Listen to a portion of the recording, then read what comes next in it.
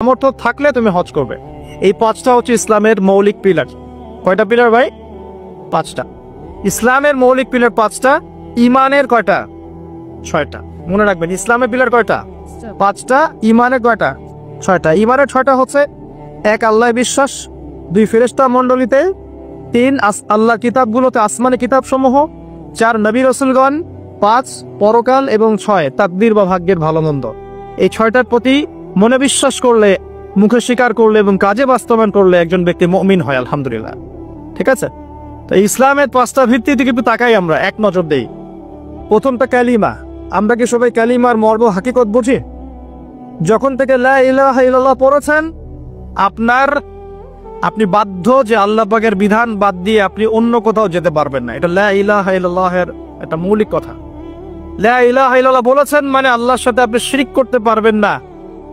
মুহাম্মদ রাসূলুল্লাহ যখন বলেছে, তার মানে আপনি সুন্নতের বাইরে কোনো বেদাত করতে পারবেন না। আমি বুঝতে পারছি? যখন লা ইলাহা ইল্লাল্লাহ বলেছে ওরা যাবে না, আল্লাহর বিধানের বাইরে যাওয়া যাবে না। যখন মুহাম্মদ রাসূলুল্লাহ বলেছেন, তখন নবীর তরিকা সুন্নত বাদ দিয়ে অন্য তরিকার বেদাতে যাওয়া যাবে না। এখন আমরা তো দুঃখজনক যে আমরা আসলে মুসলিম পরিবারে জন্মগ্রহণ করেছি ঠিকই, কিন্তু আমরা শিরক বুঝি না। কি বুঝি না? শিরক বুঝি না। এখন মুসলিমরা আল্লাহ ছাড়া অন্য কারো কাছে চায় না। মুসলিমরা আল্লাহ ছাড়া অন্য কাউকে সেজদা করে। মুসলিমরা আল্লাহ ছাড়া অন্য কারো জন্য নজর মারত করে। মুসলিমরা গায়রুল্লাহর নামে এখন জবাই কিন্তু করে। হাতে বালা পরে ঘোরে, খুলে না। কেন? খুললে তার ক্ষতি হয়ে যাবে এই ভয়ে।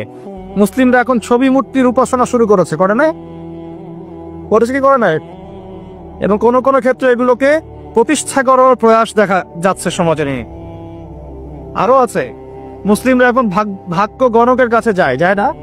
এ হাত দেখে দাও, ভাগ্য দেখে দাও। মুসলিম রাশি ফলে বিশ্বাস করে। রাশি ফল, অমুকের রাশি কি